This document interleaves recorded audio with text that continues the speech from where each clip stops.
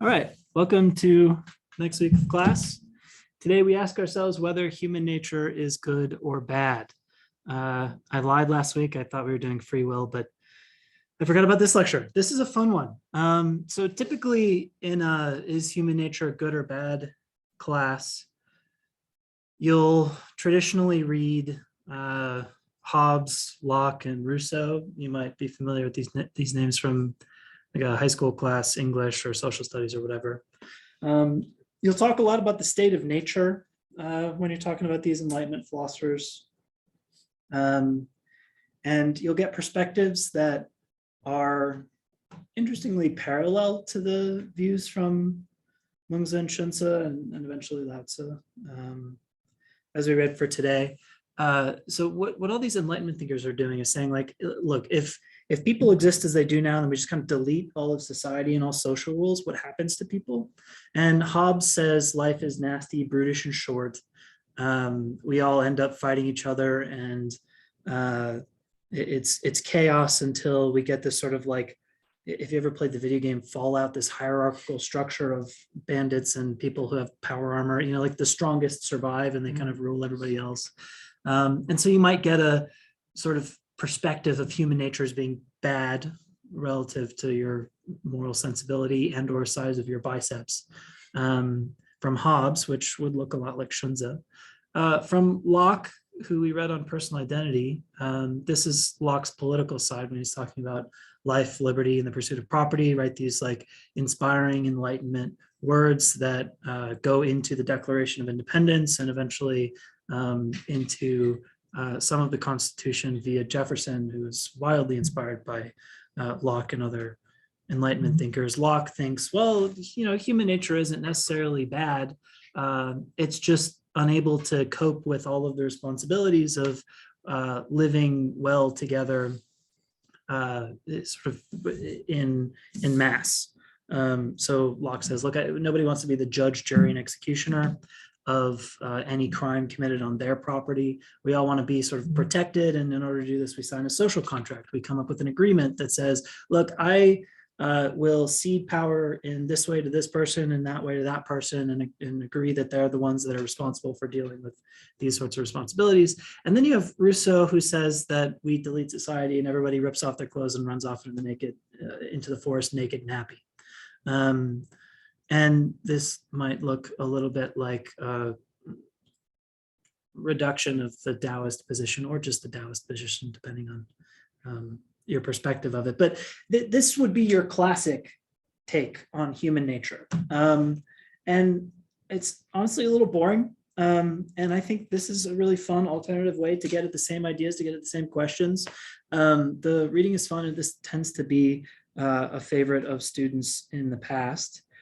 Because what we get to do is deal with these philosophical questions from an alternative perspective, from the early Chinese period, from like 400 to 200 BC-ish, I think is about the time period we're in. I'll have dates later on. And the way that the early Chinese thinkers investigate these problems is different from how our Western thinkers investigate their philosophical problems. And interestingly enough, philosophy as it was understood, and as we think of it as early Chinese philosophy now, develops at about the same time independently of philosophy in the Western world. So the trial of Socrates in 499 is about the same time that Confucius and Laozi and Mengzi and all these guys are beginning to like write and work in their areas. And the difference is that for one of the differences, a main market difference between the form of early Chinese philosophy and early Greek or Western philosophy, is that everything is political and human interaction, like how we deal with one another based in the Chinese tradition, whereas in the Western tradition, it has more to do with like metaphysics of morals and how the world holds together. We're doing kind of a science of the world as opposed to a science of the person, which is what we see in the Eastern tradition. So interesting differences here. And we'll see some of this expressed a little more clearly as we get into the weeds of it. So here's a quote that'll start us. This is sort of our inspiration for asking this question at all: is human nature good or bad? This is Jekyll and Hyde. So it was on my moral side and in my own person that I learned to recognize the thorough and primitive duality of man. I saw that of the two natures that contended in the field of my consciousness, even if I could rightly be said to be wither, it was only because I was radically both. It was the curse of mankind that these incongruous halves were thus bound together, that in the agonized womb of consciousness, these polar twins should be continuously struggling. Kind of cool, right? So the story of Dr. Jekyll and Mr. Hyde, I think he like takes a potion, or I don't remember. It's been years and years since I read it. But something, it's like a whole kind of experiment gone wrong, and Dr. Jekyll is a super loved, well-respected doctor, and at night he turns into Mr. Hyde and like murders a little girl and does all these terrible things, and he can't control what Mr. Hyde does, nor can Mr. Hyde sort of like stop Dr. Jekyll. And at the end of the novel, there's this like confluence where they smash together, and there's this psychological battle, super fun. Robert Louis Stevenson also wrote Treasure Island, so kind of interesting genre switch. Anyways, what we see in this quote is this moment where Dr. Jekyll is recognizing the clash of personalities, of sides of his nature in his mind, in his being. His very being is split into that is Dr. Jekyll, the good, and Mr. Hyde, the bad and the evil. So this feeling of having a good side and a bad side is, which one are we? Robert Louis Stevenson, through his main character, seems to profess that we're all of it. But there are other answers that we're one side or the other primarily. And this is the feeling that we're going to investigate today through the lens of our ancient Chinese philosophers. So we're not going to read all of this. This is just so that you have it. This is uploaded to Canvas. This is kind of a fun little historical timeline of the early Chinese dynastic periods, which we will go through a little bit crash course in early Chinese history right now. So the earliest dynasty in ancient China is the Shah Dynasty. And this is in the Neolithic period, which, what does the date say? It's 3000 to 1500 BC. It's really old. So we don't have any written history from this period of time. There's nothing, there's only legend. And I think it isn't until the Shang Dynasty that we get, actual record. And even then it's not written record, it's like bones and plates. So I'll talk about this in a minute. But in the Shah Dynasty period, this is like 3000 BC, imagine like the beginning of agricultural society in its flourishing period, where people are settling for the very first time and not moving around so much anymore. And in this period, we have 3 emperors. And we should notice I have the 5 emperors. These are called the Sage Kings. So all of the early Chinese philosophers are going to be talking about the Sage Kings, and if you're a Taoist, like the Yellow Emperor too.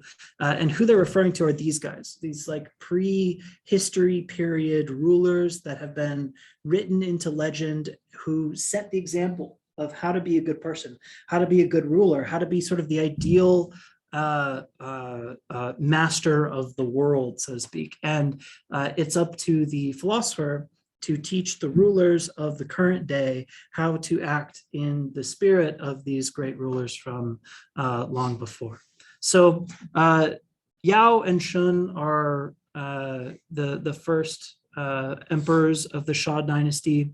And during this period, every year there's terrible floods that destroy and delete all of the agriculture and buildings that the little villages that the Shah Dynasty were able to put up in the time in between floods. And it isn't until Yu, who famously takes over, I think Shun is his father, maybe his uncle, one or the other, who takes over and tames the floods. And this is supposed to be like the beginning of true Chinese history, where the people who are living in the jungle and like trying to tame spirits and ride tigers and stuff become like a true culture and a true society, is when you tamed the floods by having people build canals out to the sea. And this is all legend. This isn't like, anybody knows anything if this is true.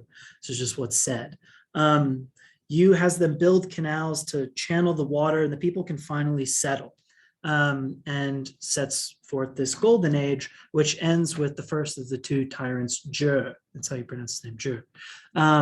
And with Zhe, he is a corrupt, terrible leader who, creates war and strife and chaos in what was otherwise a golden age of society. And he's overthrown by Tang, who is the first emperor of the Shang Dynasty. Now, kind of interesting shift conceptually in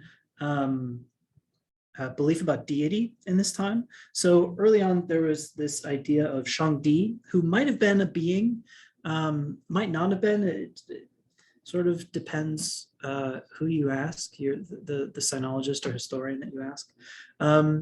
But in the Shang Dynasty, you have this very beginning notion of Tian, which the Jesuit missionaries who first went into China and like started transmitting Chinese culture back to Europe interpreted Tian as God, right? So these Jesuits who are Christian hear of this sort of spirit thing of nature that sort of rules everything, and people kind of worship, and they think, oh great, that's the God that I also believe in, so I can see this consistency. Turns out that's not really true. So Tian is more like heaven in general. It's not a personal thing. It's not a it doesn't have direct commanding effect in having like a will or whatever, like you might imagine the Abrahamic God to have. Instead, this is sort of like a force of nature, more of like a completely neutral in Dungeons and Dragons alignment kind of character. And Tian is it has a mandate. So what the Shang Dynasty do is they say, look, we have the mandate of heaven, and this is what gives our rulership fiat. It's what gives us power. And we see the first evidence of Tian in these oracle bones and in celebratory bronze castings. So now we're in the Bronze Age. And what oracle bones are is early rulers would have their scryers and augurs and like mystics around them. What should we do, right?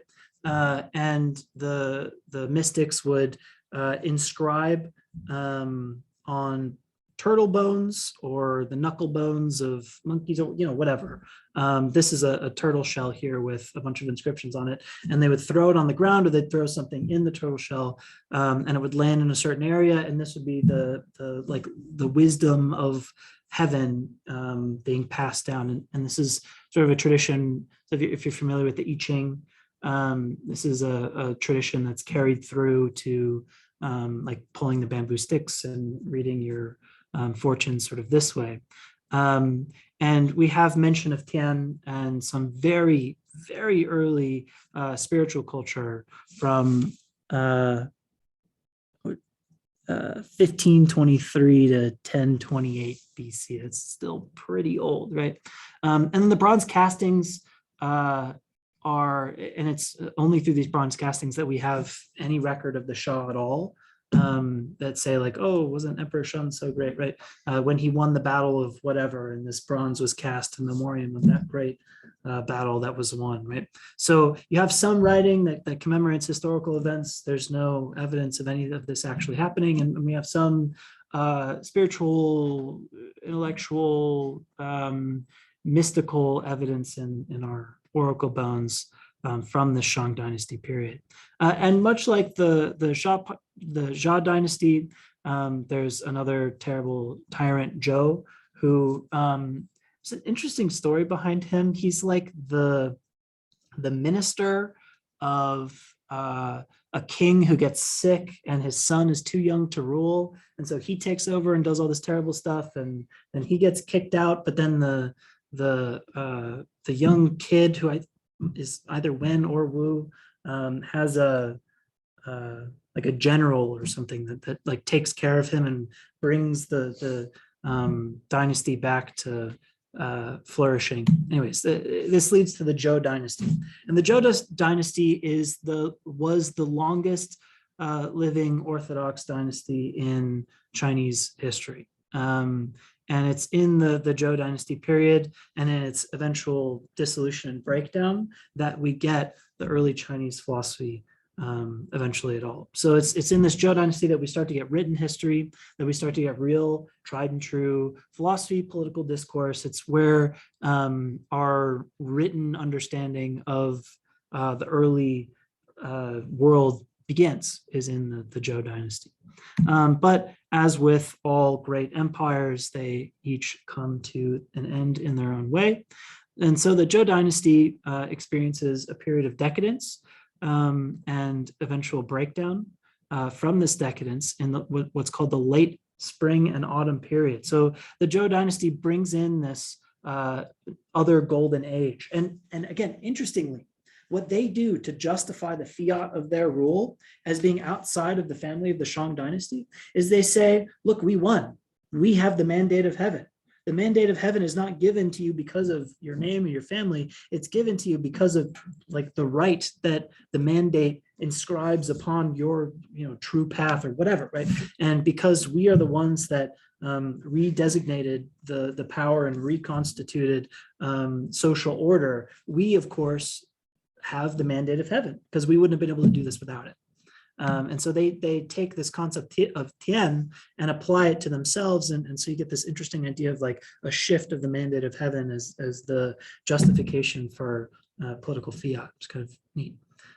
So the Zhou dynasty loses hegemonic power slowly as different provinces within the dynasty break down. And so we have new upstart dynasties, the Qin dynasty, Jin dynasty, Qi dynasty, Wu dynasty, etc. And by the end of the late spring and autumn period, we get to a period now where there's a reconsolidation of power and new dynasties have asserted themselves and are now going to war. They're going to say, look, I want what you have. And I want to be the biggest guy on top of the hill. So get out of my way. And it's in this warring states period, this period of incredible strife and warfare where people are being, like villagers are being slaughtered by the thousands, where everyone sees war in some way or another for generations upon generations. That's all that's remembered, is this strife and chaos of battling, of warring with one another, where you get this like nesting bed for philosophy. Right, this new these new sets of moral systems are developed in order to combat, work within, help reorganize in order to avoid the chaos, in order to overcome it. One must imagine. So it's in this state of complete war and chaotic breakdown. You might think, like if we're all familiar with the Game of Thrones, right, that all of the different great families are vying for power for the Iron Throne, right? And there used to be the Targaryen Empire that ruled everything. This is the period after the Targaryens break down, and now everyone is vying for power. And so there's a philosophical flourishing amidst the warfare. We see Laozi, who may have been a real person, may have been a group of figures, may not have ever existed at all. Xunzi, who certainly existed, Confucius. So if you're familiar with Confucius, that's the Latinization of Xunzi. We have Mozi, we have Zhuangzi, Mengzi, Xunzi, Hanfeizi, and Lisi. Now, a note on names. Laozi, Kongzi, Xunzi, what makes all these names the same? Yeah, the Z at the end. Good. Yeah. And that just means master. So in our early Chinese historical figures, when you see the Z at the end, it just means that they're like a great master that is well respected and that, like they have wisdom to share. And then Lao or Kong or Zun or Zhuang, Hanfei, these are their names, right? And the early Jesuits who broke into China, they were familiar with Confucius and Mencius, or Mengzi and Confucius. And so they Latinized their names to make it easier for the Europeans to wrap their heads around how to say and pronounce the actual names. So we have Latinizations of, again, Mencius, who's Mengzi, who we read for today, and Confucius, or Confucius. So here's a little bit of a breakdown of how these guys think. So we have the Taoists, which is Lao Tzu and Chuang-Tzu. Liezi is also a special mention here. So we'll talk about the Taoists at the very end. These are thinkers who were interested in nature as being natural, right? In keeping things without rule, sort of a chaos of anarchy would lead to a flourishing state. And then we have the Confucians, who think, following Confucius, who think that ritual and propriety, filial piety, and mutual honoring, following the rules of the sage kings, following in their example, doing just as they did, is the right way to go about ruling a state, being a good person. We have the Moists. So Mo just means tattooed one. And you got a tattoo if you went to jail. So like as the story goes, Mozo was some sort of criminal who got sent to jail and had a big old tattoo put on him. And so he just becomes like master of the tattoo. The Moists are actually really interesting. They're some of the first logicians in the whole world. And they, in addition to doing logic, they also are interested in defense. So they imagine a bunch of militant philosophers carrying clubs and doing logic puzzles, going from town to town that was under siege from a larger warring state.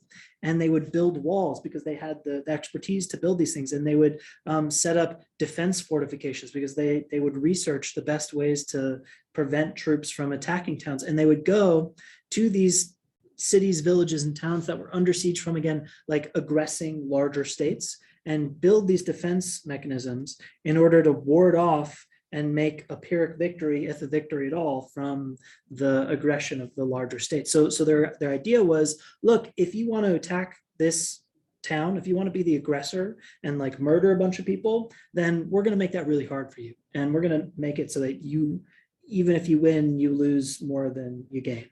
And that was their way of doing good in the world, right? Was going from town to town, defending them from aggressive larger states. Kind of fun.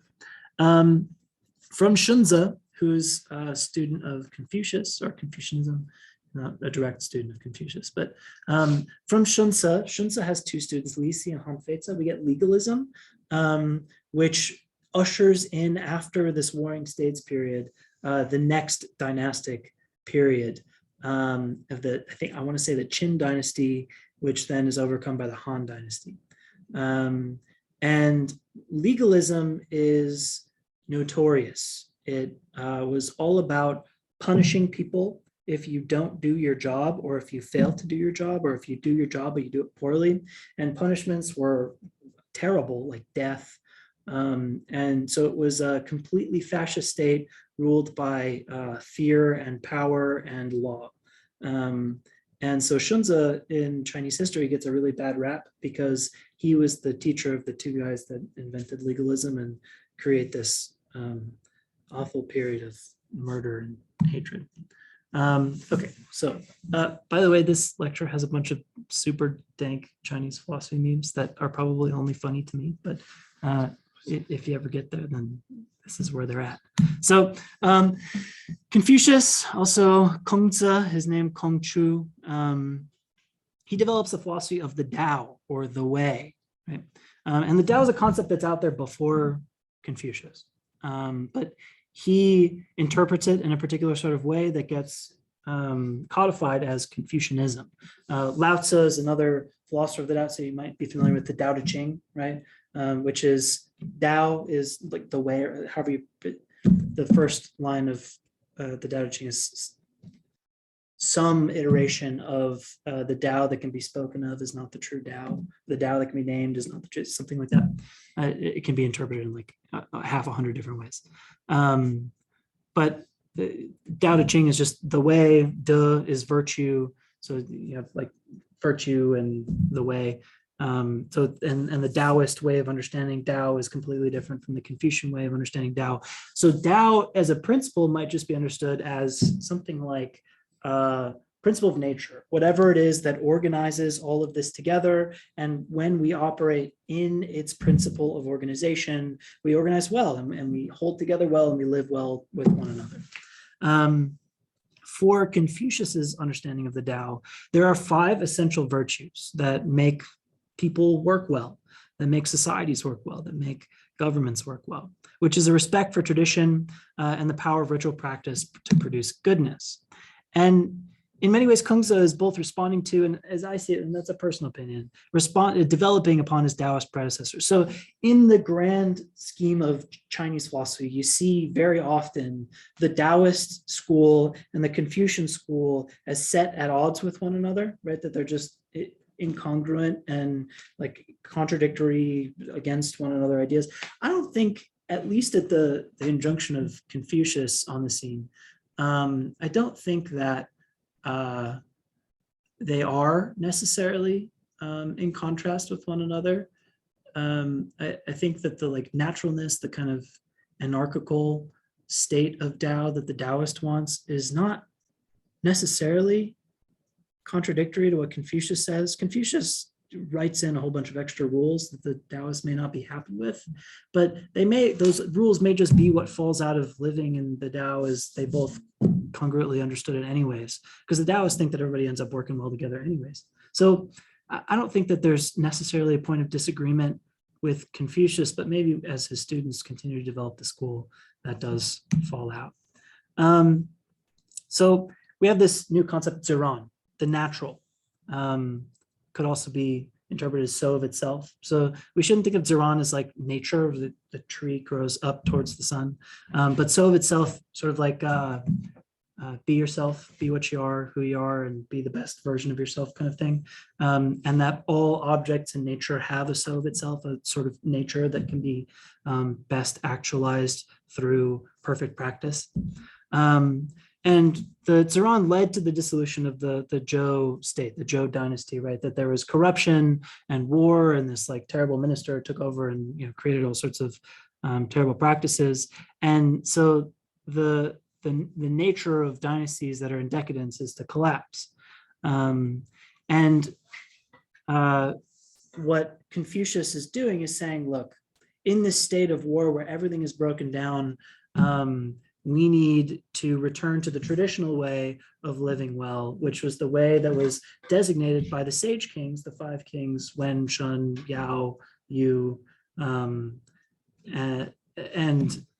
do as they did. Because when they were doing things, it all worked well. And things are not working well right now because everybody's at war and our dynasty is broken down into nothing. So let's follow in the practice of the kings and all will be well. And the way that this actually looks is don't listen to any of that new fancy high finagled music that the young kids are listening to. Respect your family and elders and respect ritual propriety. And so there's 5 essential virtues to Confucianism.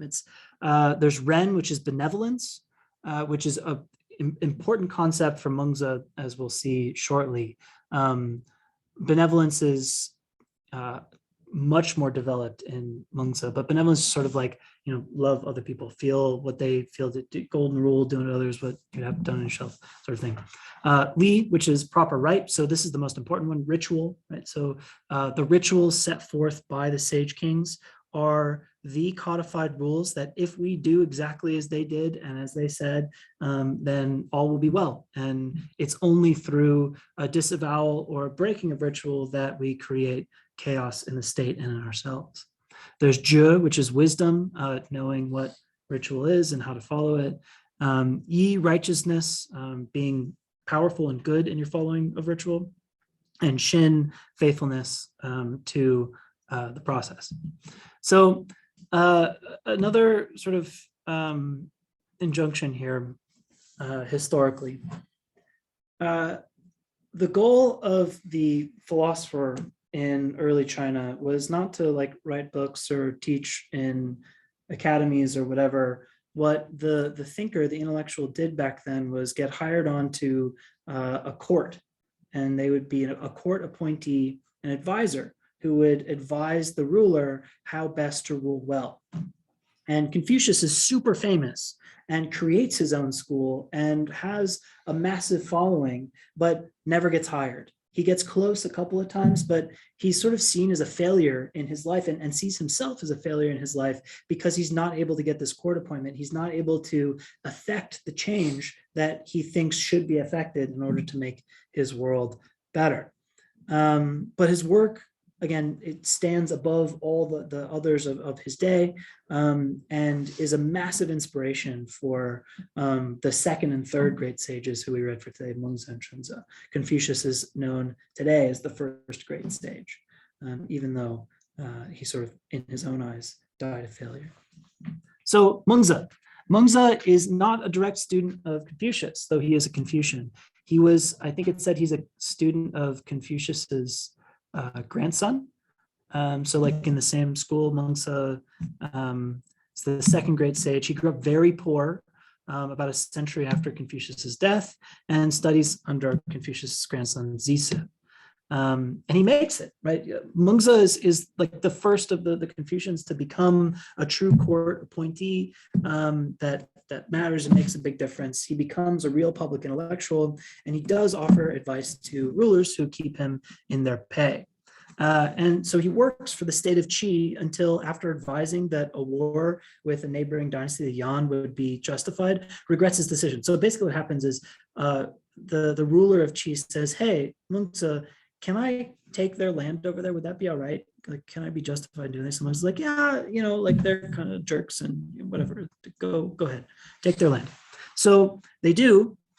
And the Qi war leaders end up not just taking the land, but like, raising the crops in the villages and murdering all sorts of innocent non-combatant people. And Mengzi, seeing this terrible atrocity done under his advisement, says, look, I don't think I can do this anymore. So he retires from political life, steps back, and I think ends his years as like a rich school leader or something like that. And it's in this period of time that he's in between political life and death, that he develops this Confucian school, the Ruja, which is a philosophical development of Confucianism, which incorporates ideas of human nature as being good, and that the use of compassion is made to restore the world and make it harmonic. So this is where benevolence comes back in. What Mengzi does to benevolence is says, look, that when we are benevolent towards one another, we use our benevolence that we feel naturally towards, say, like your parents or your pets or your romantic lovers, your partners, etc., your very close friends. We take that as an example, and then we use that to extend it outwards. And benevolence is not just, as it was for Confucius, something that one feels filially towards their elders, their parents, and their partners, but is something that can be extended beyond the direct relations that we have with one another. It can be extended to anybody, because the human heart is able to make those connections through the power of benevolence. And finally, like historically, the third great sage here, Xunzi.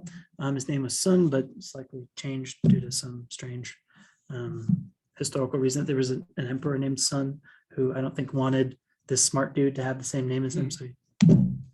So Xunzi's early life is shrouded in mystery. We don't really know what Xunzi was up to in his early life.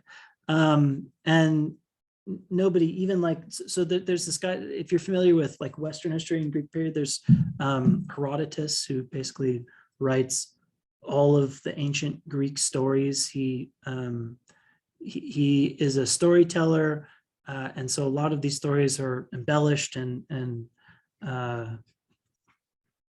likely untrue. However, these are like the famous written records that come down to us from the early Greek period. Simachan is the like Herodotus equivalent in the early Chinese period. So Xunzi is called the third great sage because he's the third big development of Confucianism in an important way. However, for many centuries, he's denigrated as an apostate of Confucianism and the Mengzian philosophical development. So where Mengzi says, look, human nature is good and we can use this feeling of benevolence to share with the whole world and everybody can live in harmony, Xunzi says, no, human nature is bad. And in fact, whatever we are naturally, we need to carve the wood. We need to bend and burn and turn and work human nature so that it can create something straight and true. And this bending and working inspires legalism, which we talked about as being a terrible fascist and having a very bloody history. You should read Lisi's Wikipedia page for fun. It's like the most, it has one of the most amazing paragraphs I've ever read on a Wikipedia binge. So basically what happens is Lisi and Hanfetsa are the students of Xunzi, and they like work together, you know, like they're like graduate students at the same time. And then they go off and they work for different dynasties. Lisi says, hey, Hanfetsa, why don't you come over here to my dynasty so that we can like come up with a peace treaty so our two dynasties don't go to war. Hanfetsa does, and they get very close to a peace treaty. And Lisi says, ha, psych, never mind, puts him in jail, and then forces him to commit suicide somehow. So Hanfetsa commits suicide in jail, and then Lisi proceeds to cause a general who has like 20,000 troops to commit suicide out of honor. And then with this like political militaristic vacuum, has these like conniving eunuch court members take over the court of this young, not yet mature emperor, and like develops a whole new dynasty. It's nuts. This happens in a paragraph, dude. It's wild. Worth reading. Okay, so let's talk about Mengzi first. Mengzi and human nature being good. So there's 4 key concepts that we should keep in mind, and these are the 4 sprouts. Each sprout will have a name, and we'll talk about them, and reflections. So like looking at and understanding these 4 sprouts. So the 4 sprouts, the Sijuan, are, as quoted, the 4 sorts of hearts, namely 1, the feeling of compassion, 2, that of disdain, 3, that of deference, and 4, that of approval and disapproval. So we should think of these as like virtues, right? As feelings of virtues, as sort of like emotive states that we might react to the world with. And we'll dig deeper into that. These 4 sprouts are endowed to all human beings. Each heart constitutes the foundation of different kinds of core virtues, such as benevolence, righteousness, propriety, and wisdom. So it's from these feelings that we develop true virtues. So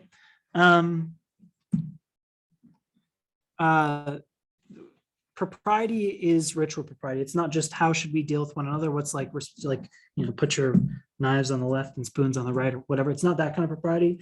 It's ritual propriety in the Confucian sense that what the feelings of the sprouts are meant to inspire is the same sorts of practices that the sage kings of old perfected. So the sage kings had the sprouts as well, and they were just really good at turning them into perfection, perfect virtues.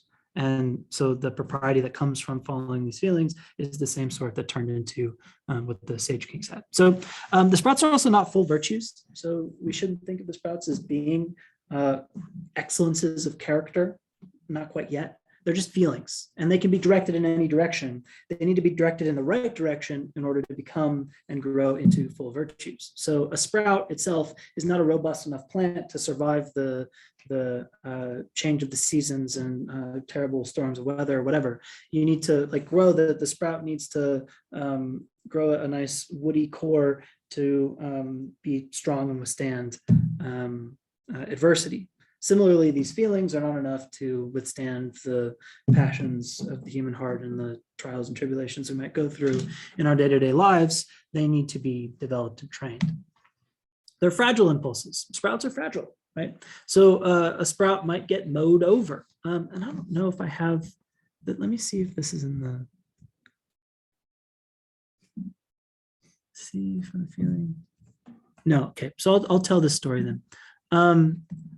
The sprouts being fragile impulses, 6A8. This is a story that Mengzi is telling to the ruler Qi, or some story of a Mengzi telling it to some ruler of Ox Mountain. So the idea is that there used to be this forest with all this greenery on Ox Mountain, and the town like chopped down all the trees in order to build their houses, and they did, and then all of these sprouts come up because there's all this new light and old seeds from last season on the mountain.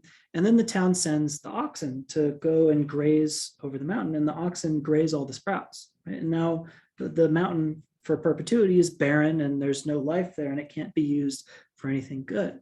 The same thing can happen with our sprouts. If we continually mow them over, if we don't train them or allow them to grow and become robust, if we don't allow them to become what they naturally will be when we give them time to develop, we continue raising over them, like with the oxen, then they die, they go away. So although each of us might be born with these sprouts, these feelings that will lead to virtues, if developed, the sprouts are easily lost. So if human nature is good, as argues Mengzi, you might say, well, what about those bad people? And you'd be right. That's a good objection. But Mengzi is going to say, look, they had just as much chance to be good as everybody does when they're born, because we're all born with these sprouts. It's just that, like the sprouts at Ox Mountain, they got raised over early through trauma or whatever. And it's for this reason that the person is bad, not because their nature is bad. It's just they never had a chance for their good nature to fully flourish. So sprouts need to be strengthened and extended. They need to be given a chance to be developed. And there's a famous line from one of Mengzi's texts, the Xunzi, the gentleman, the person who is a good person who develops their sprouts, stays out of the kitchen, meaning that the Xunzi isn't around where all the animals are slaughtered and being cooked all the time, because this is going to like hurt their feeling of compassion, or their ability to rightly approve and disapprove of good and bad actions, because they're seeing murder all the time, right? So it's sort of an interesting passage, like what chefs can't be gentlemen, Xunzi, these people who are eventually become virtuous. But we get a sense of from this passage, the idea that it's important to have the right kind of environment that doesn't mow over your sprouts so that they have a chance to become strengthened. Okay, so three main features of the sprouts. Feature number one, universality. Everybody has them. We all have, according to Mengzi, everybody has sprouts. So from this, we can see that if one is without the feeling of compassion, one is not human. If one is without the feeling of disdain, one is not human. If one is without the feeling of deference, one is not human. If one is without the feeling of approval and disapproval, one is not human. So what this quote comes from is another story. Mengzi is talking to King Wei. I can't remember the name of the king.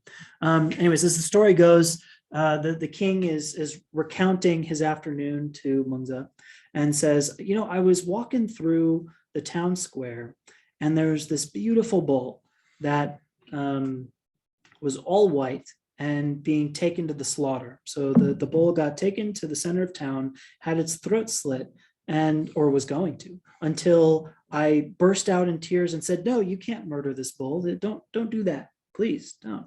And so the people said, okay, whatever. And then they murdered like 4 goats instead. And Mengzi says, all right, this is a teachable moment. The feeling that you had is right, but you targeted it in the wrong direction. Right? So what you felt was compassion for this ox. You saw in its eye a life that wanted to live, and you felt compassion for that and said, whoa, no good, stop doing that. But you still made a mistake. Even though you had the right feeling, it was directed towards an ox that was to be slaughtered out of ritual. And we need to have the right sort of approval and disapproval. We need to have the right sort of feeling of propriety. And by allowing one sprout to cross against the other, then we've created a little bit of a contradiction in how you should act. What you should really be doing is take that compassion that you felt for the ox and apply it to your people. Feel the compassion for your subjects. And then you won't get in the way of ritual, because all the oxes you see, you just let them get ritually slaughtered. But your people you'll care about, and you'll see them flourish and live well. And so that's the story of the ox. But what we should take from this quote that comes at the end of that parable is this idea of people not being human if they lack one of the sprouts. And this is just, it's not to say like anybody could be born inhuman. It's to say everybody that's born has them. And it would be like being born without having one of your limbs if you didn't have one. It'd be kind of an absurd strangeness and inconsistency with normality. So the sprouts are naturally occurring in every person. And Mencius's articulation of the feeling of compassion in 2a6, this ox passage, suggests the two following features. One, that there's an immediacy of these expressions, of these sprouts in action in us, that as soon as you see the ox, as soon as you make eye contact with the scared beast, you feel it, right? That in perception, in interaction with the world, as we represent the world, we feel about it too. There's no space between feeling and being, that our perception of the world inspires our feeling about it.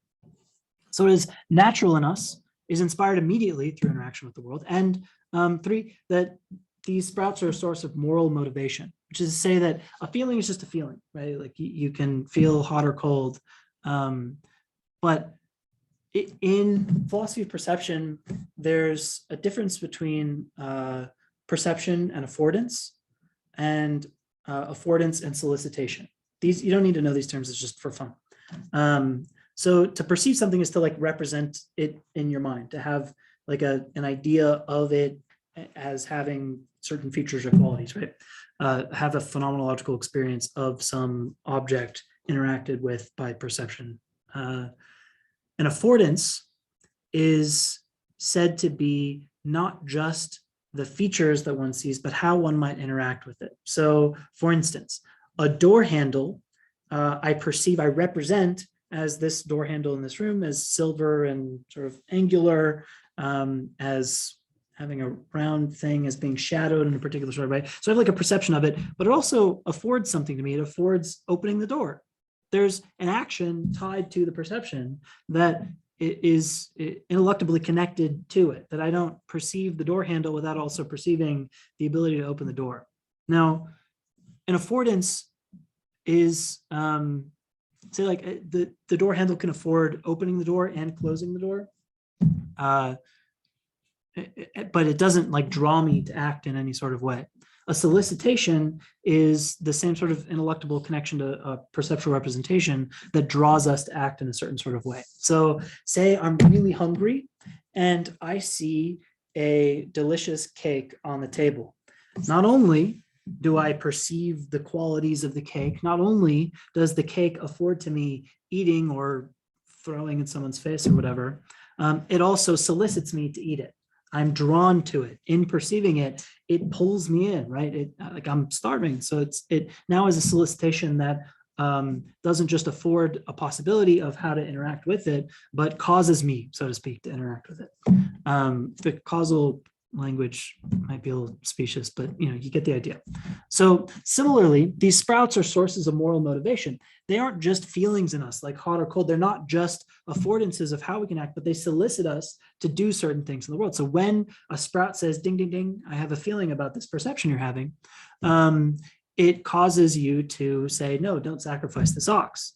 And this is why it's so essential to allow the fragile sprouts, these fragile feelings, to grow into strengthened, strong, completely flourishing trees that become the virtues themselves, is because if we're morally motivated by these feelings in the wrong sort of way, then we perform the wrong actions, and that's no good. We need to perform the right actions because the feelings are always in us, and if they're pointed and trained to point in the right sort of way, if we get habituated to treat our feelings in the right sort of way, then we start doing the right sorts of things. Okay, so we'll do a thought experiment. the child in the well. This is a famous experiment from Mengzi. Oh, yeah. And this is a bad dog, which doesn't exist in real life, but in memes, for sure. Okay, so this is Mengzi's crowning moment of argument that human nature is good. It's the child falling into the well, and this relies upon our understanding of the sprouts as feelings that are morally motivated, that are immediate, etc. Right? So here's a person, and they see a cute baby, and oh no, the cute baby falls into a well. So in the first moment, there's a perception of this action occurring, and then we feel alarm and pain. We feel, oh no, oh God, no, the baby fell in the well. It's not good. Right? I'm not actually watching a baby fall in the well, so it might not sound like I'm actually in alarm and pain. And then we have a feeling of compassion, right? This is the sprout. The sprout activates. So we perceive the baby. Oh no, what do I do? Oh, how do I help? What do I got to do, right? So you get motivated and you run to the well, right? So the sprout causes you, morally motivates you to go to the well and save the baby. And what Mengzi says, everybody has this. Anybody, like Hitler, sees a baby fall into a well, it's like, oh no, right? I got to go help that baby, right? Everybody who is at least well-adjusted has this feeling. And if you're not well-adjusted, it's because you've been mowed over like the Ox Mountain thing and something's broken, right? Your humanity has been shifted out of proportion in an important sort of way. So that factors in people who have like psychological disorders too. Yeah, so this is a good point. That's not something Mengzi ever talked about. Yeah.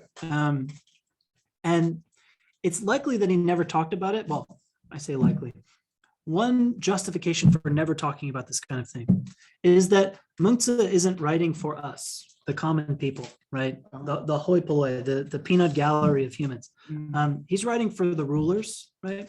So none of what we've read for today, or that you will read from early Chinese thought, is for us. All of it is for a ruler to rule well. And this can cause a little bit of a distinction in how we understand or want to universalize these thoughts.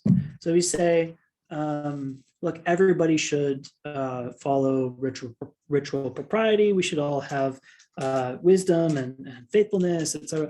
I mean, maybe, but maybe that's not for the common people. Maybe it's only virtue producing in leaders. And now the philosophical schools are interpreted as being universalizable to everybody, but it is a problem. It is certainly a problem. And so if you're worried about strange cases like psychological errors or genetic maladaptations, right? Then maybe that's just something that happens to us, the common people, and not to these rulers, who all of the rulers, at least, all things considered, would have this feeling of compassion as a response to the alarm and pain that one has immediately upon perceiving the baby falling into the well. Maybe, right? That's like a defense, but it is a good objection regardless, right? So good thought. But I think that's how you get responded to, even though that may not be like a totally satisfactory answer. So that's makes sense. Philosophical back and forth there for you. Okay. Oh, I did have it. So I'll read you the quote, but I already told the story. So after I read the quote, we'll just move on. So the trees of Ox Mountain were once beautiful, but because it bordered a large state, hatchets and axes besieged it. Could it remain verdant? Due to the respite it got during the day or night and the moisture of the rain and dew, there were sprouts and shoots growing there, but oxen and sheep came and grazed on them. Hence, it was as if it were barren. I did pretty good remembering that story. So there you go. That's the story of Ox Mountain. This is like the sprouts being weak, and we have to take care of them before they become robust. So there's an emphasis on moral cultivation.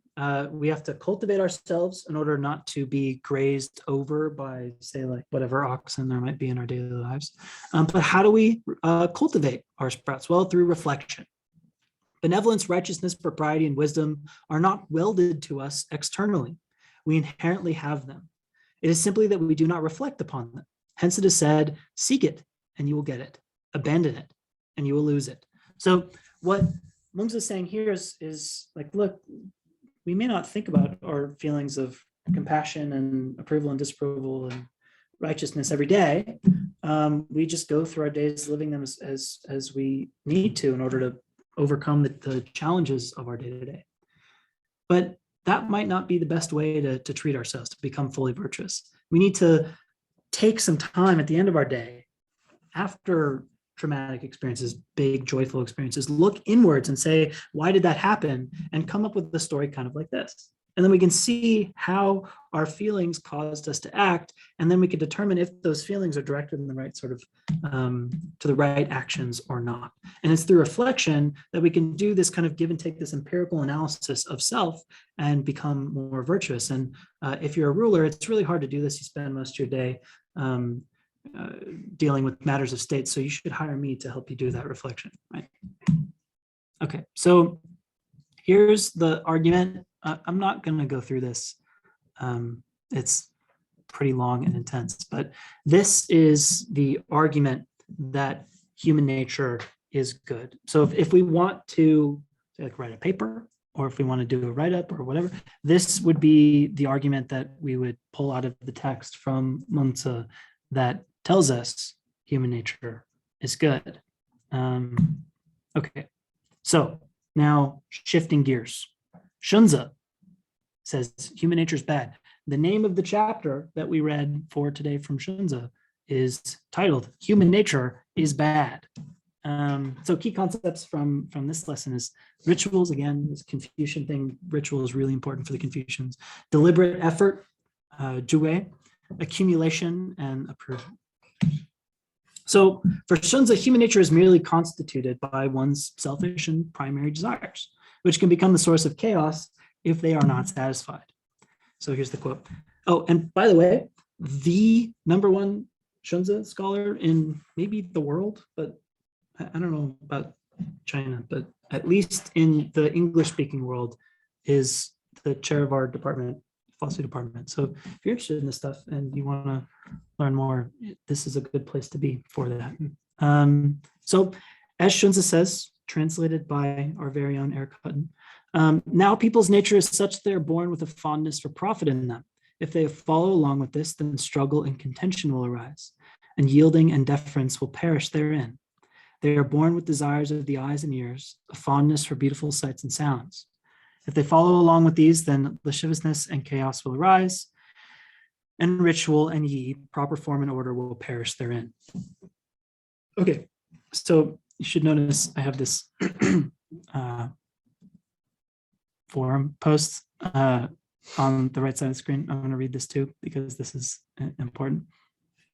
So the shopping cart is the ultimate litmus test for whether a person is capable of self-governing. To return the shopping cart is easy. It is a convenient task and one which we all recognize as the correct and appropriate thing to do. To return the shopping cart is objectively right. There are no situations other than dire emergencies in which a person is not able to return their shopping cart. Simultaneously, it is not illegal to abandon your shopping cart. Therefore, the shopping cart presents itself as the apex example of whether a person will do what is right without being forced to do it. No one will punish you for not returning the shopping cart.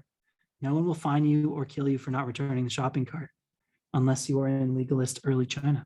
You gain nothing by returning the shopping cart. You must return the shopping cart out of the goodness of your own heart. You must return the shopping cart because it is the right thing to do, because it is correct. A person who is unable to do this is a bad person. So, An animal, absolute savage. what do we think? It's true. So in a natural state, what would Mengzi say about the shopping cart case? What does a person do with the shopping cart? Put it away. Yeah, and what does Xunzi think that people would do with their shopping carts? Yeah, good. Okay, so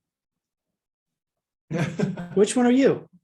I'm the must return shopping cart. I will every single time. As well. Yeah.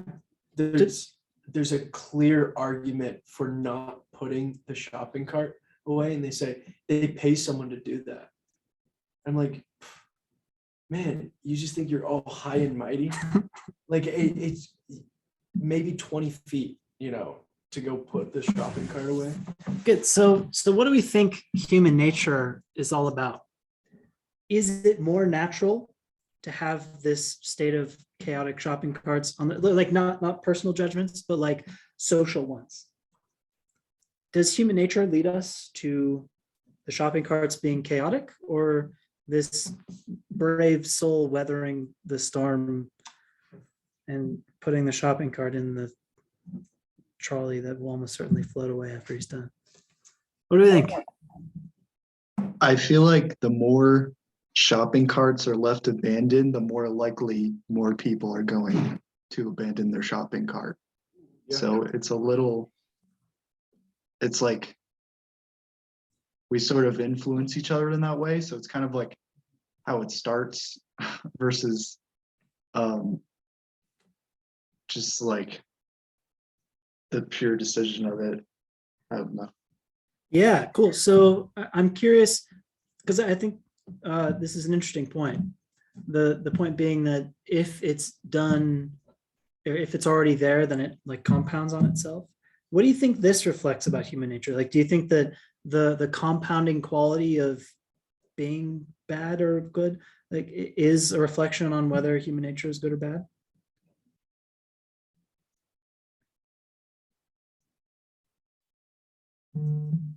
I guess it could mean that people are only good sort of conditionally, like I'll only be good if you'll also be good. Like I'll scratch your back if you'll scratch mine. So Right. maybe their goodness isn't so unconditional, which would lean more negatively towards human nature. Yeah, you're starting to sound a lot like Xunzi. And you're like, look, if we're left to our own devices, things don't turn out so good. Does anybody disagree? Does anybody think human nature is good? No, it's absolutely terrible. We're selfish like animals when it comes down to it. I totally agree with him. Like Xunzi. if someone's not going to be nice, no one is going to reciprocate that same like a happy feeling. Like if somebody's like, I'm just going to completely take advantage of you, no one's going to stand there like, oh, that's sweet. Thanks, bro. Like, awesome. They're going to reciprocate that same kind of, maybe not to that level, but they're going to be like, well, if you're not going to be nice to me, I'm not going to be nice to you. Good. Yeah. Harm begets harm.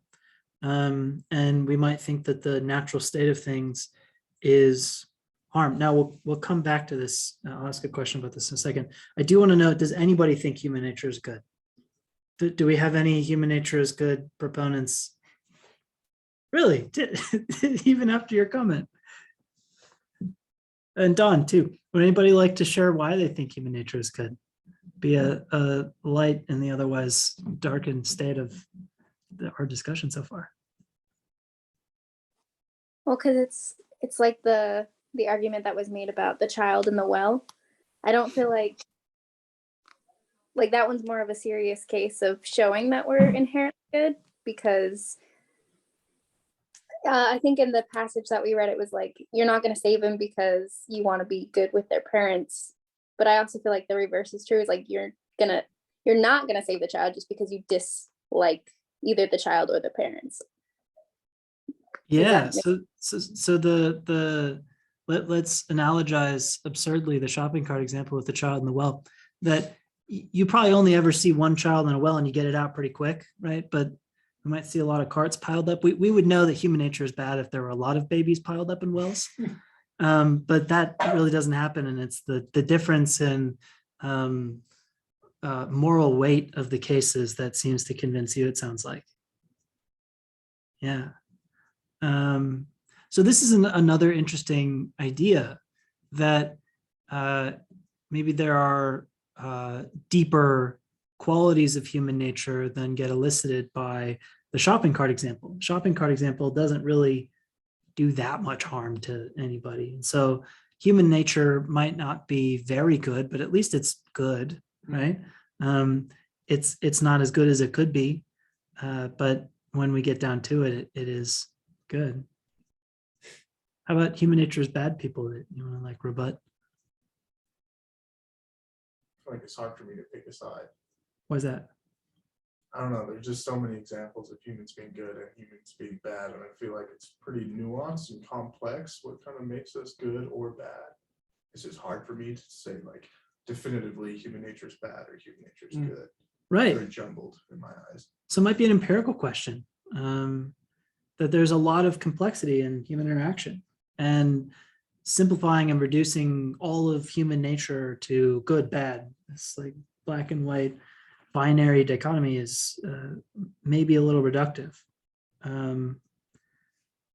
Sure. And it might also be that when we take a closer empirical look, we don't find a clear answer one way or the other. It might be that we end up in a Jekyll and Hyde situation, right? Where I find in the fertile bosom of my consciousness the power of both the Jekyll and the Hyde competing within me. And it's only at this moment that I'm able to overcome the control the one has over the other, whatever.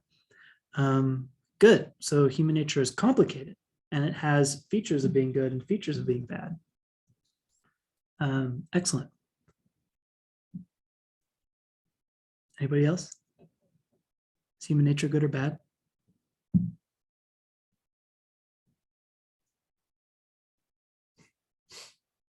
I think human nature is good because, you know, in the long run, we like seek to improve things.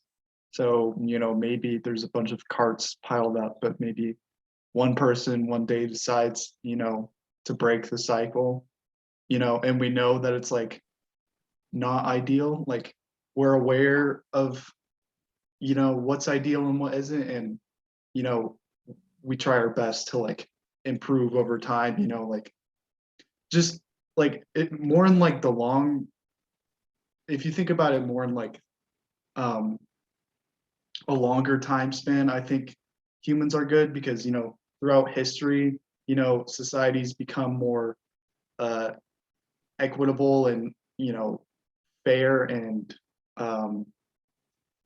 I guess better providing for the needs of people. Yeah, that over time we become better, like we become more literate, less people die of starvation, that we sort of are trending in a positive direction so far as we know.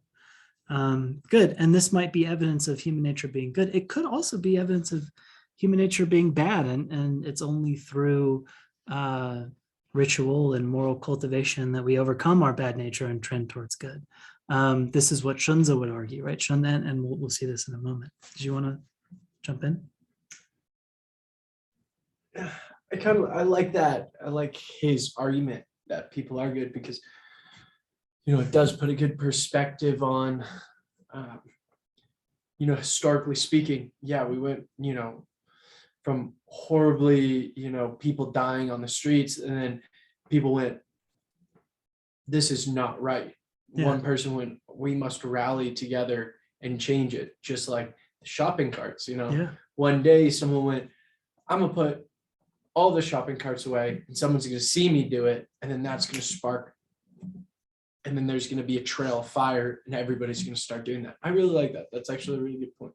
Good. So this gets to another question, which is, if goodness compounds on itself, where does it start from? Does it start from a place of natural goodness, as Mengzi would say, from our sprouts, from somebody who just like luckily had their sprouts develop into virtues, and we all have sprouts, and so it's through those sprouts that we are able to follow and compound?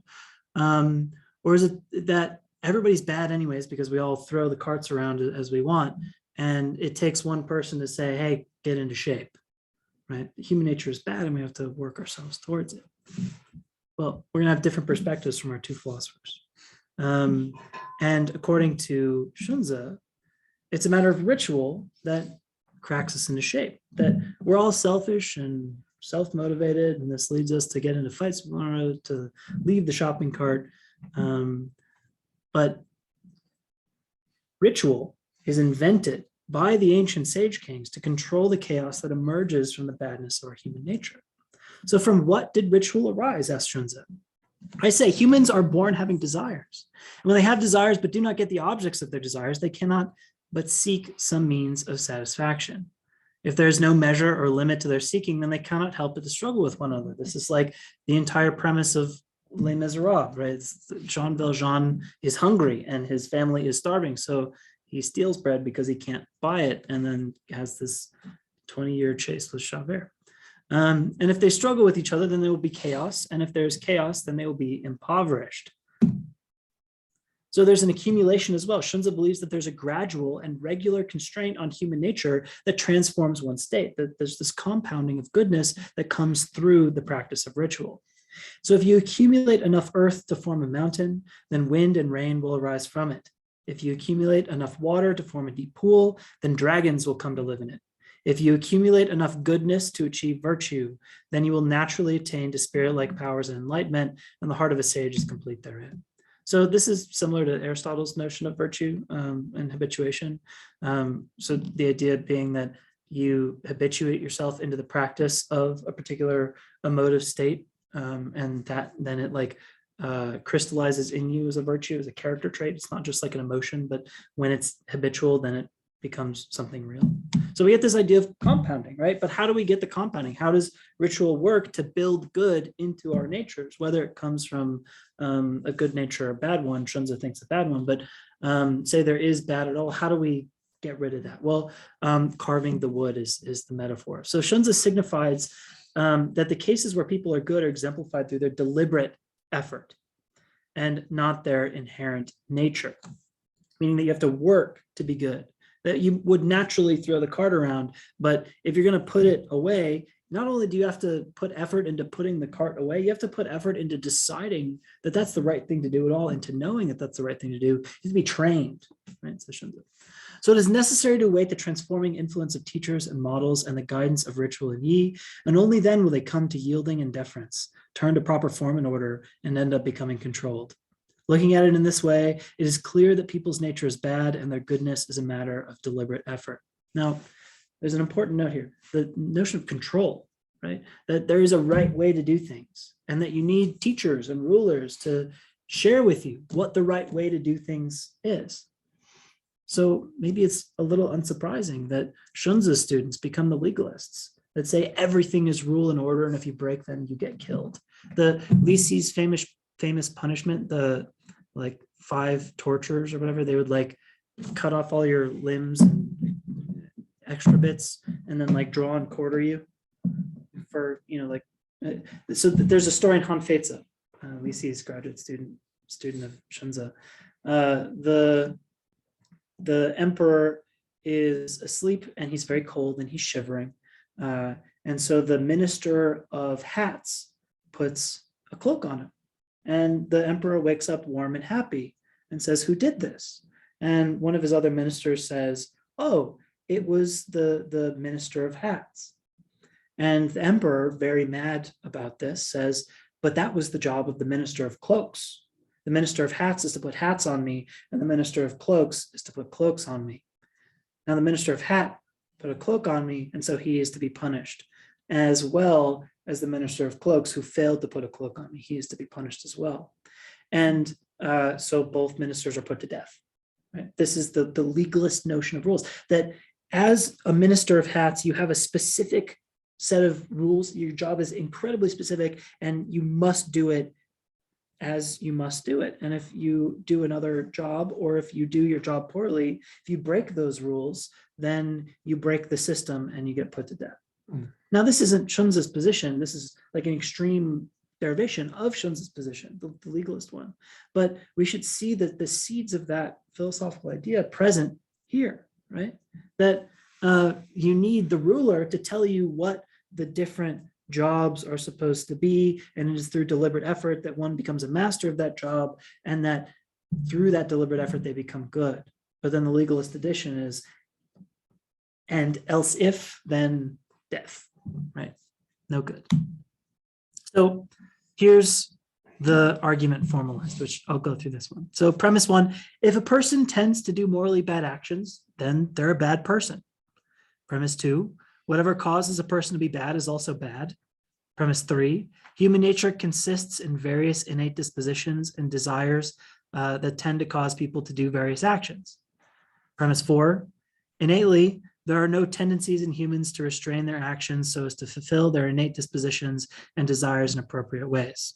So basically what we're saying is people that do bad things are bad, and the reasons their motivations are bad motivations, if those motivations cause you to do bad things, there's no innate tendency to restrain you from selfishly getting what you want.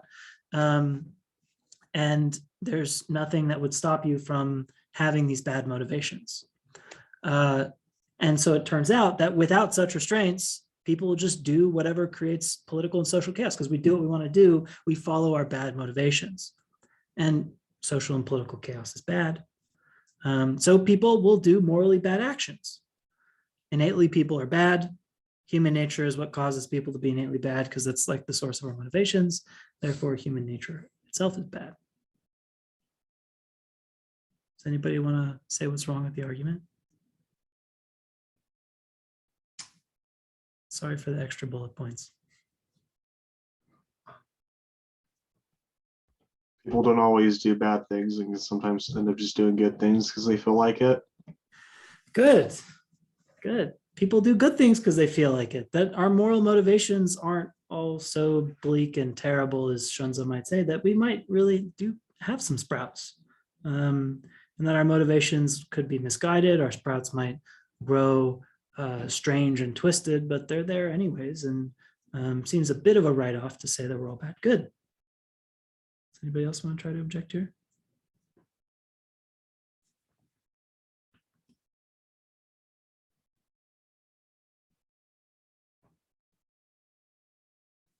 No. No, we all agree human nature is bad. Yes, I do for sure. Yeah, kind of flip-flop back Oh, and forth. I had a comment actually. Sure, yeah. Why human nature is bad is because a lot of people who tend to do good, it's already a selfish ambition. So people are like, I'm gonna put all of these, I'm gonna actually put my card away because someone's gonna see me do it. It's already a selfish ambition that they are more righteous or more, virtuous, that they would take the time out of their day to put away that shopping cart to make the thought for someone else to do it. So it's already a selfish ambition of like, I'm gonna look good in front of all of these other people so that they will start to recognize that they should do this too. So it's already selfish thought to be like, okay, I'm gonna put it away. That's how a lot of people think. Good. Now, this might not be such a bad thing for our early Chinese philosophers, because what we want is social and political stability and harmony. And regardless of the motivation that leads you to produce actions that are for the sake of social and political harmony, as long as we're socially and political harmonious, then great. And here's an example of why. The Analects, the book of Confucius's teachings, happens in two parts. There's like 21 books, something like that, chapters. And the first 10, I think it's first 10, are sort of philosophical. Here's what the virtues are, here's how they work, and here's how we should think about the Tao and following ritual and familial piety and all this. And then the second set of chapters are much less conceptual and philosophical and much more like exemplifications of the previous lessons in action. So things like the master turned his mat to the east and prayed to the sun as with the effortlessly as did the sage king Shun. Right, it's mostly a quote. So that quote, it doesn't tell you anything specifically about like what ritual is, but it says the master did it and he did it just this way. So he's not doing it because he wants to look good.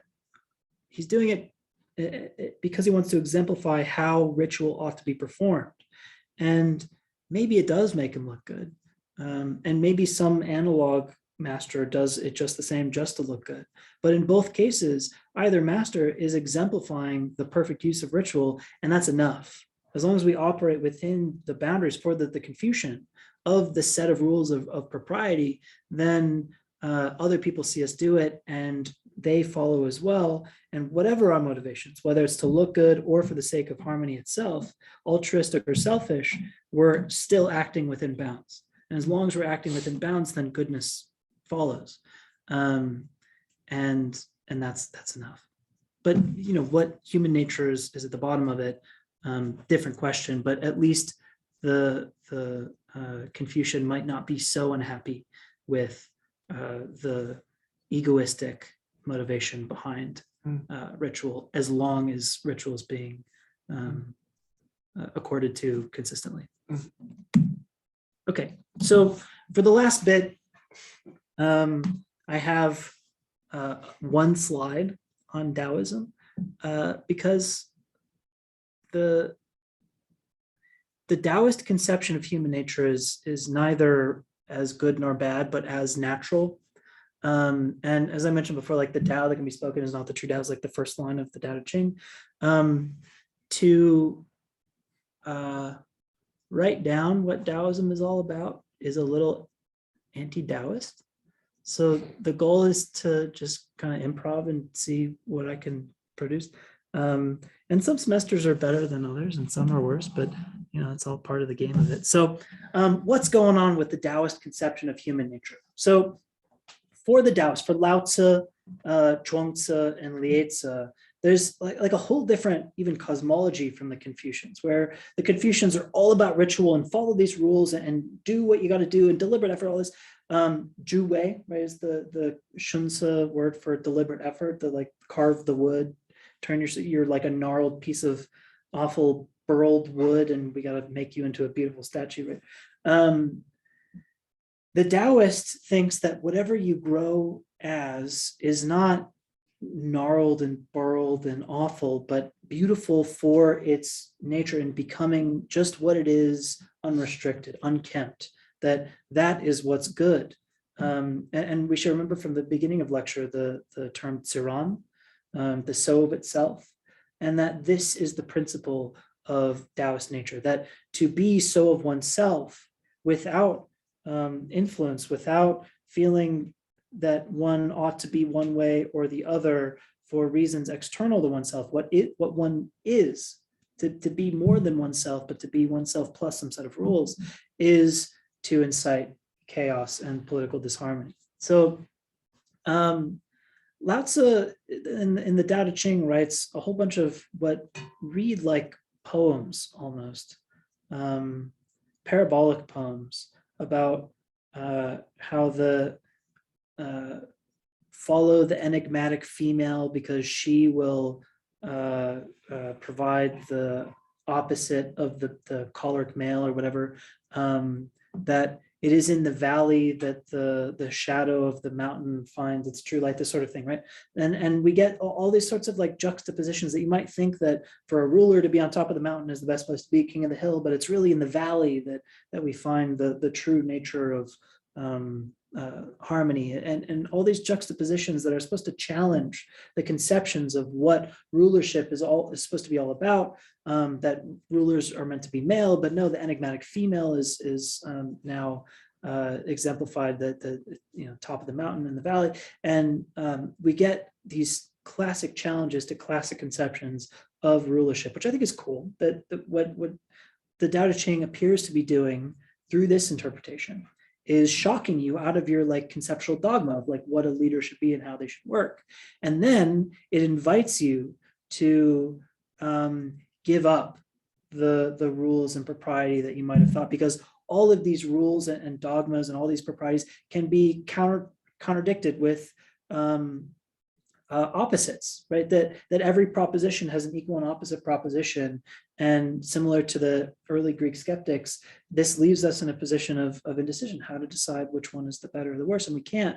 So if we just do what follows through us naturally, if we allow ourselves to close our eyes, take a breath, and react to the world, then we will find a perfect harmony with that world. Then we will be one with the Tao, right? So Zhuangzi, who is writing a few hundred years after Lao Tzu and the Tao Te Ching, in the Taoist tradition, writes stories and interesting arguments, and he uses humor quite a bit. So he'll start his passages as like this back and forth argument between interlocutors that then devolves into absurdity, but almost without you recognizing it as a reader.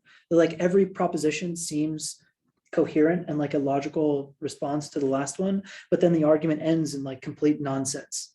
And it's kind of funny, right? So what we see is that even like the most analytic, rigorous kind of thinking leads us into chaos. And similarly, Zhuangzi does the thing that Confucius does, is he leads by example. So he runs around and dances and beats the drum on the grave of his wife, and then in the next scene he's like sobbing over his wife, and then he moves on and has a great time with his friends. That he allows the emotions that he feels naturally to occur at their natural pace. He doesn't say, as the Confucian would, I need to go through 6 months of ritual mourning for the death of my loved one. Even though I may not feel sad, this is what ritual says, and so I must do it. No, sometimes he feels happy. Like, look, death is a release from the 1,000 pains that flesh is heir to, right? It's a release from the pressure of having to be. And so that's happy, but it's also a loss for me because I love this person. And so what the Taoist does is shows that this rigorous analytic thinking is helpful to an extent, but leads to emptiness and nothing. But it's through the true expression of our emotions and our feelings about the world, our connection to the world and experiencing and perceiving it, whether that be through happiness and joy, through sadness and sorrow, or the flip-flop of the two, is what connects us to the world and makes us feel okay and best in it. And later in the Han Dynasty period, you have Taoism taking a different kind of turn. So we should see in all this, human nature is not good or bad. It doesn't matter what human nature is. In fact, even saying that human nature is good or bad is to like ascribe to it this binary that doesn't apply at all. It's nonsensical to apply it to human nature. And later in Han Dynasty, these ideas get, as all ideas age, they get given their own rules anyways. And so you have all these like Taoist doctors and mystics who are having emperors drink mercury to have everlasting life and kills them anyways. You have a revitalization in response to this Taoist school of like mystic doctors that brings it back to its roots, which comes to us from Laozi. And Laozi doesn't use arguments and humor or poetry. He writes in parables and myths. And the upshot of his parables and myths is to empty the mind completely, to have an epistemic state that is completely without belief, be blank, right? And it's in this blankness that great acts can occur. So there's the story. An emperor is traveling through the land, and this I don't think it's Laozi himself. It might be some poor person walks up to him, and the emperor wants to like play a game with him. Just say, hey, you seem like kind of an idiot. I dropped my really expensive gem at the bottom of this lake. Would you go get it? And the lake is like so deep that anybody who went to the bottom would certainly drown. And he says, okay, sure, great, I'll go do it. And he walks down to the bottom of the lake, picks up the gem, and walks back and hands it to him. And the emperor thinks, wow, this must be some sort of trick. So he contrives another trial for this person. And he puts an expensive sword in a burning building. He says, hey, go get that for me. He says, okay, sure. Well, you commanded, I'll do it. And he walks into the burning building, and without getting burnt, picks up the sword and hands it back. Like, here you go. And now the emperor and his retainers are completely baffled. How is this person doing it? He seems like such a dope, right? This guy just like agrees to everything and doesn't drown, he doesn't get burned. And so the emperor says, go up to the top of that mountain and get this fabled artifact. And the guy says, great, okay. And he begins walking on air up to the top of the mountain and brings it back. And at the end of these 3 trials, the emperor says, he finally believes that the guy is not like some weird magician pulling the emperor's leg. He says, you know, you have these amazing powers. You walked through a burning building without being burned. You walked to the bottom of the lake without drowning. You've walked on air. And in this moment, the man realizes, says, oh, I shouldn't have been able to do that.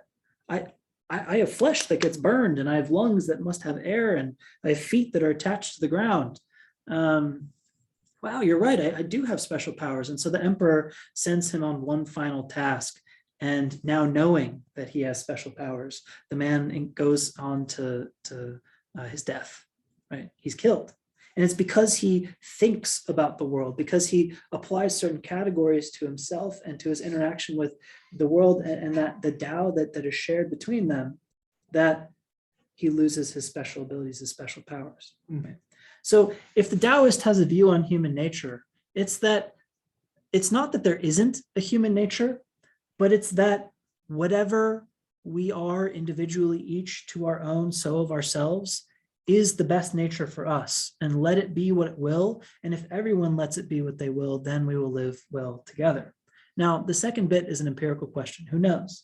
But I think there's a kind of beauty in the spontaneous, natural interaction with the world, and not allowing ourselves to be held down by preconceptions of what ought to be, and giving ourselves away to being in the world as is most natural for us. I like that idea.